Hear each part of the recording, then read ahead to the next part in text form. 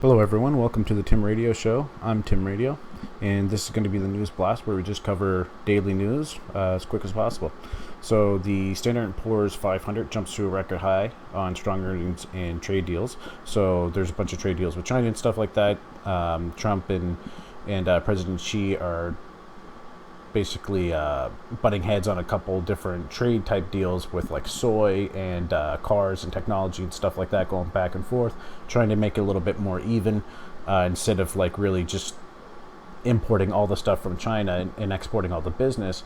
They're trying to just actually make it more of a two-way road. So that's actually pushing up a lot of local industry and stuff like that. So and then on top, companies like Microsoft, Spotify, AT&T, healthcare companies, banks, they've all just been doing really well. They all posted third quarter results recently in the last week or so, and everyone's kind of doing a little bit better than what they predict, or just staying on target, seeing good growth, stuff like that. So that's just been pushing up everything into an all-time high. Now this is just one, I guess you would call it an index. It's not the whole stock market. It's just one. It's basically 500 companies, a group of 500 companies. So it's a good sign. But a lot of this value is based on a bubble to begin with from like about 10 years ago. And this thing's been supposed to bust, like, basically when Trump got in, this thing was supposed to pop. But he just kept it rolling, and now at this point it's actually value added, but it's value added on top of a foundation that is a bubble. So this could come down pretty hard, but you're not going to see this go down to the range that Bush saw if you go back and look at the trends there. And then when Obama came in, I mean, with the war and stuff like that with Bush, it just plummeted that thing down big time. They lost so much value in the stock market and stuff like that. So when it just started to kind of even back out to when he got into office, and then Obama just took it from there and took it up quite higher, and then Trump just took it even further. So I'd be worried about this, but it's actually a good sign that things are going well. So in California, there's a whole bunch of wildfires. The company that deals with this, PG&E, does all the infrastructure for this. They're just getting pummeled. There's fires everywhere. These like transformative stuff are just blowing up. The power lines are like lighting on fire and stuff. It's crazy everywhere. So they basically got to intentionally do like rolling blackouts and stuff like that to try to go in and repair stuff, fix stuff. But they're getting sued. They're getting smashed with costs and stuff that they're not really prepared for. So they're probably going to need a federal bailout to some degree, because I mean California is just getting smashed in so many ways with the power and with the wildfires, and those two things combined together is just a disaster. China builds an artificial sun that's 6 times hotter than our own natural sun. So basically they got this machine going, which you can see pictured here, to try and get the idea of this is to create green energy by converting, I think it was a hydrogen. I think they mentioned hydrogen. So they're trying to do basically some like fusion type stuff, so to create basically free particles, free energy, free kind of stuff from these reactions. So they make this reaction happen, and then boom, these byproducts come out that they can use to a greater extent than what they actually use the power to put into to hydrogen. Yeah. So I mean that's the idea, but you know how it actually works and how much it costs to actually run this thing. They said it costs like $15,000 just to start it, which actually seems kind of cheap, really, for this thing. But you know, to keep it going for more than a microsecond, who knows? So incredible technology. This is what they're announcing. I mean, these are like special projects, classified projects. This wouldn't be a company, like a startup company doing this. This is like huge government funded stuff, and this is kind of like when they come out with this information, they're bragging about it to kind of put a post in the sand and say, you know, this is where we're at, so other people can see it. But behind the scenes, they got stuff like layered deep, way beyond this. This is just what they're allowing to be released for now, just for essentially propaganda. And the same way with the States, which we'll see here, they got a space plane, mysterious X-37B space plane, was in orbit for 780 days straight. We're just looping around, doing a bunch of. It's unmanned. There's no one on it, and they're they're just running experiments on it.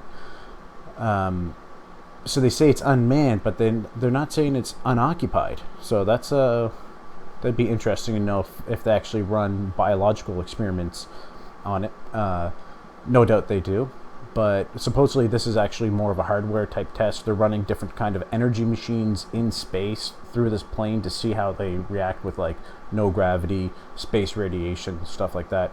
That's my take on it anyway. But it's a classified project. They won't actually say what it is.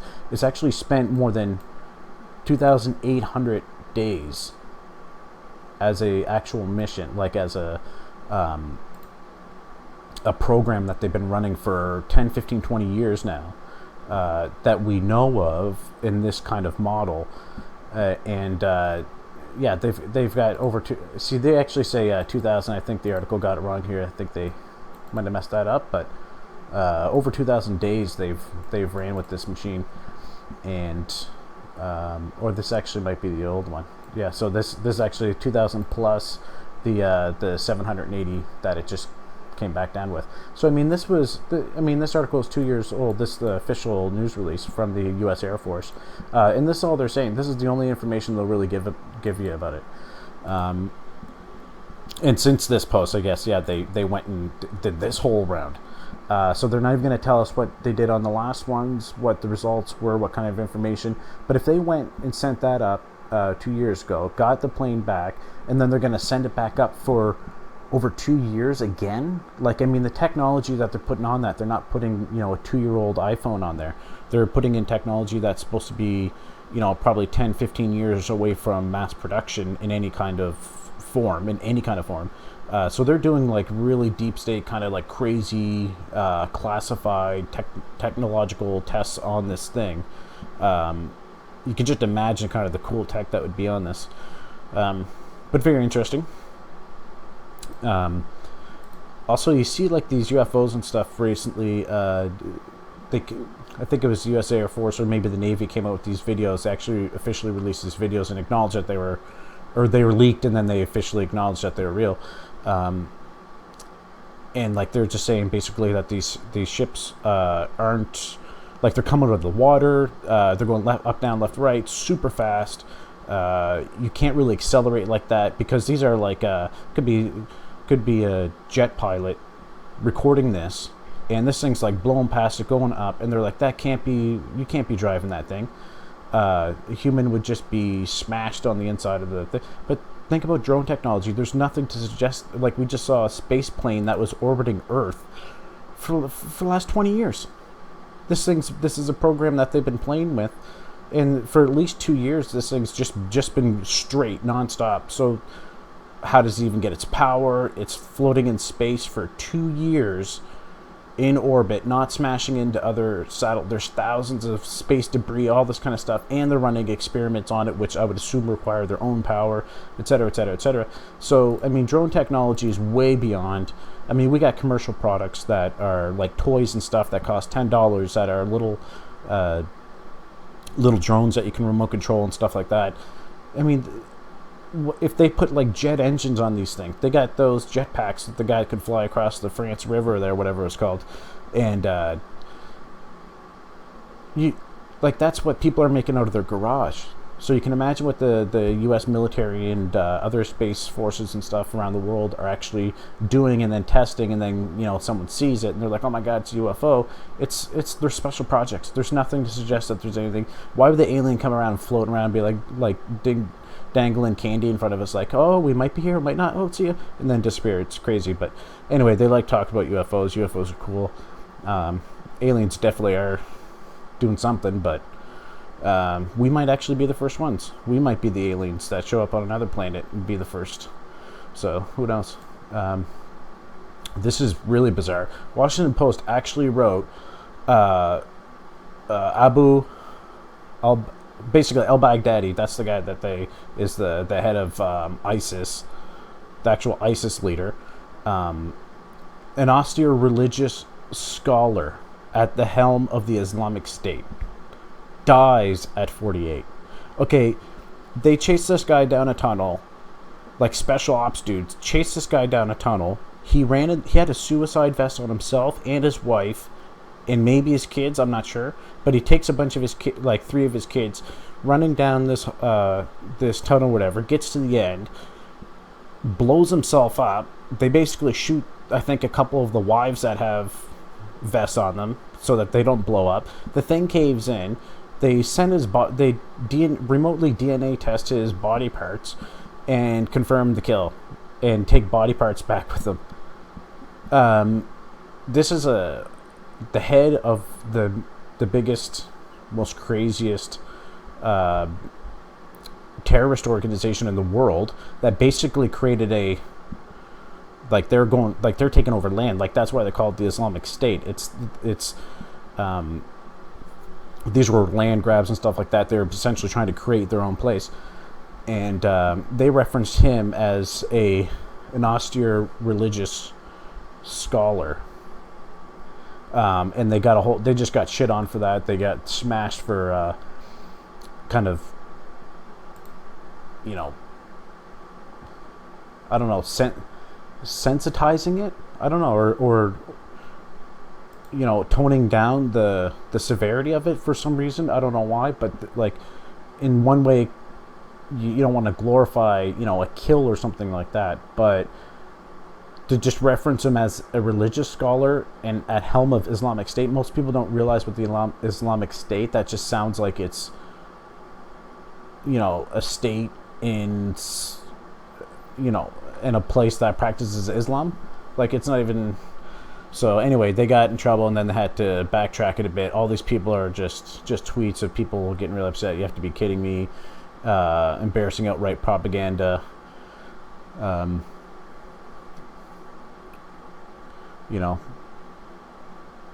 Is it Washington Post that's owned by Amazon? Could be, but then they say, what do they change it to? Actually, they end up changing it to extremist leader. Al-Baghdadi, extremist leader of the Islamic State, dies at 48. They don't even say his guy. And look, they can show a picture of him with a friggin' machine gun in the back. I mean, and he has like ivory. Like, I think that's like that's just crazy. And like this whole article, just like, if you actually read this, it's kind of bizarre the way they talk about it. Look, Mr. Baghdadi also embraced a kind of extreme brutality that would become the group's trademark. Meaning, this guy would chop off your head, strap you up, blow you to smithereens, kill innocent people, convince people certain things, blah blah blah blah blah. Like, you could, not to get too deep into it, but this is crazy.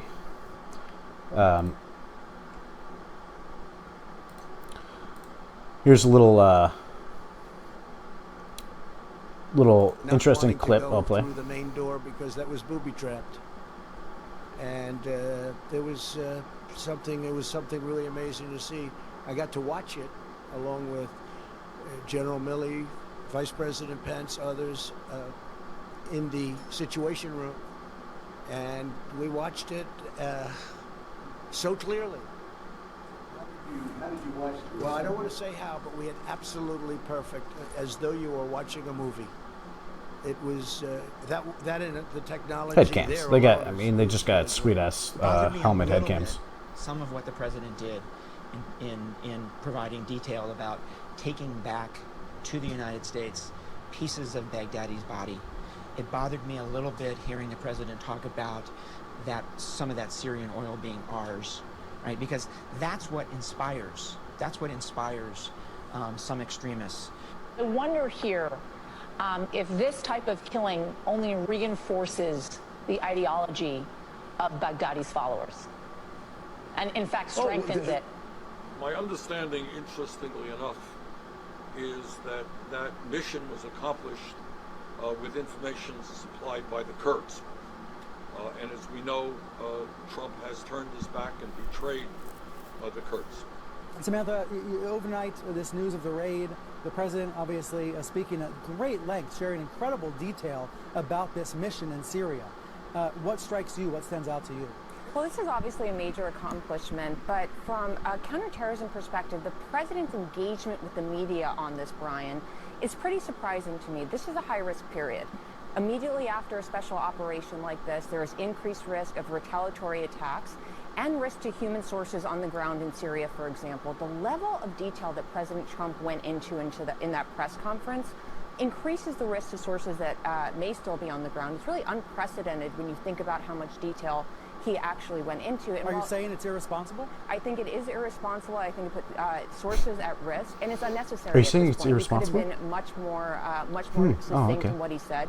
Typically, you have all these talking questions points are scrubbed by the unbelievable. That guy intelligence is community real. to make sure that they don't have the unintended impact of inspiring more attacks. He did try to preclude any image of Baghdadi as a martyr by describing him, I think, as a whimpering dog and a coward and that sort of thing. Right. But it's clear that while the intelligence community played a very big role in implementing this raid, it does not appear he's listening to them in terms of how to manage its aftermath. What is your reaction to the death of al-Baghdadi?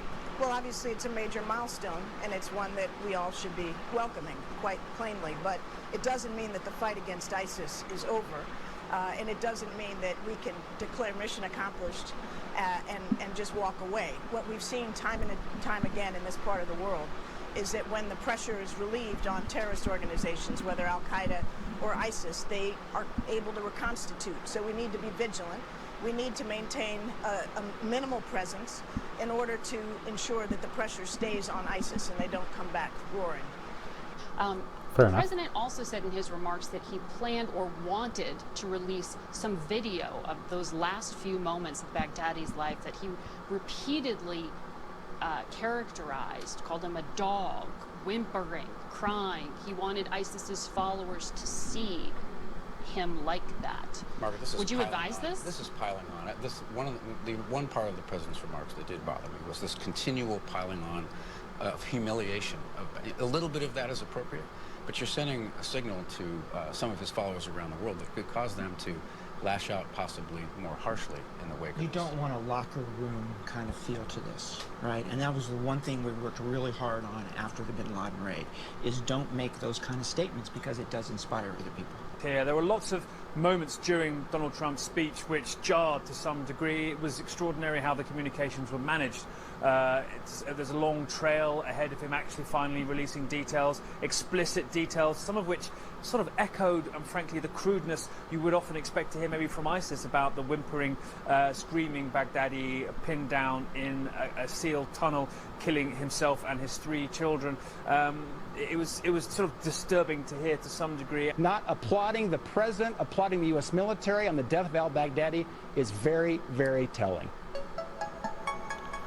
Now, the other guy basically, just right before that last guy there, says basically it's the way that Trump was responding to this, calling the guy saying like what a big, he's a wuss. He wasn't some kind of,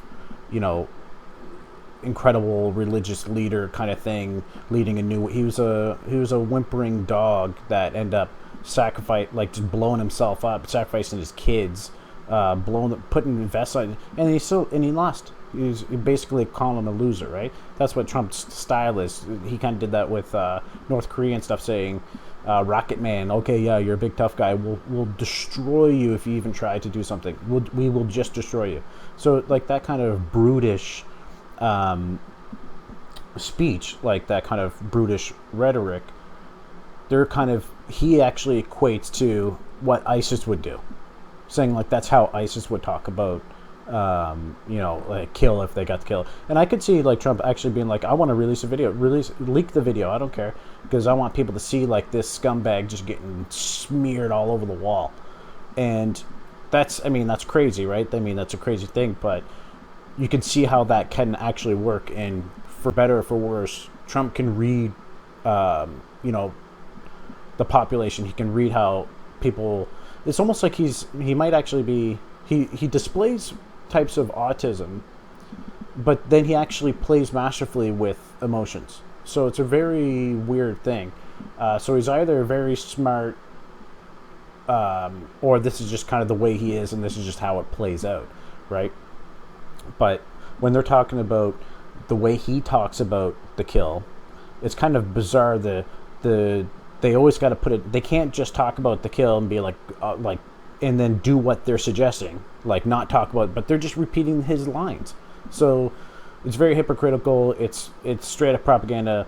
I mean, InfoWars kind of paints it a little bit more extreme than what I would, but you can totally see that there's the agenda of there just to be able to use fodder against, you have some ammo against Trump, the way he says stuff, blah, blah, blah. Even with a major win, they're just going to re-emphasize the very thing that they don't like him doing.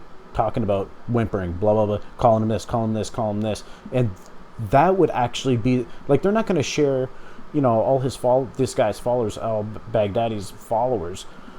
You know, they're not sharing Trump videos being like, look what they say, look what they say. They're going to see the compilation of news media talking about calling him a whimpering idiot, calling him whimper, and then they're going to be like, well, we'll show, you know, so it's going to be a self-fulfilling prophecy in that way. There's going to be retaliation for sure.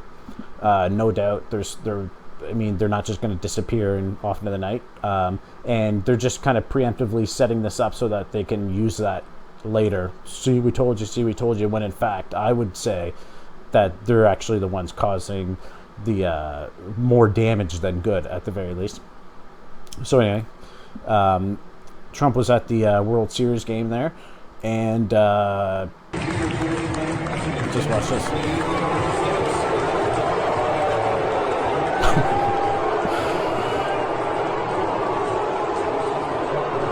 Now, it sounds like a lot of booing, but then there's another one.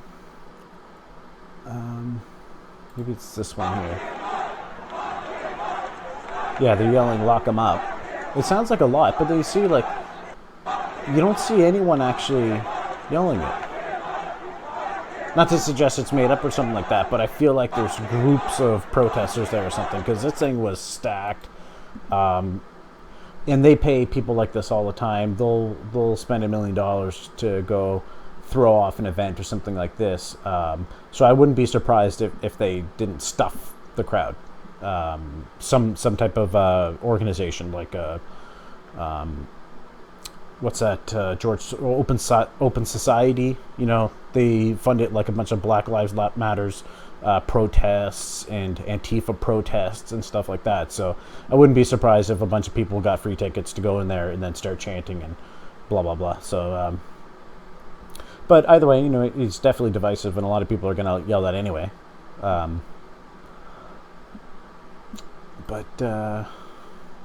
Yeah, this was a clip here. Yeah, so lock him up, which is a reference to the fact that, well, first of all, they're trying to impeach him, but mainly to the fact that at his rallies, people are always yelling, lock her up, in reference to Hillary, with the crimes and stuff that she committed with, like, the email server and Benghazi and stuff like that. There's just supposedly crimes that she's committed, that's what they always chant. Anytime he talks about Hillary Clinton at a rally, they start chanting, lock her up, lock her up, lock her up. And then there's that infamous clip during, I think it was the second debate, where she was like, oh, it's awfully good that a person with the temperament of Donald Trump is not in charge of the law in our country. And then he's like, because he would be in jail. Because he was ripping on her the whole night for, you know, wiping the server clean after she got a subpoena to give over the server. She goes and deletes everything off the server. And it's like, okay, that alone gets a lot of people in trouble. And then lastly, we got some of this. I don't know what this is.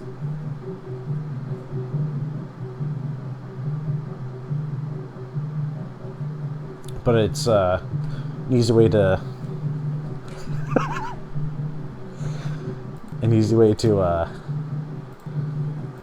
just lay it.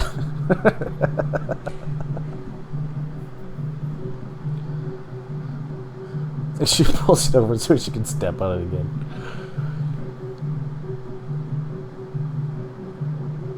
Now this might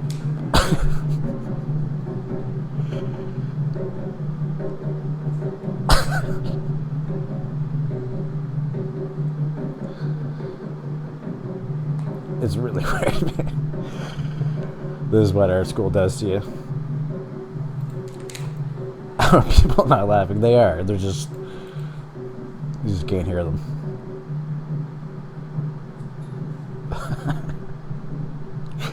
A plus.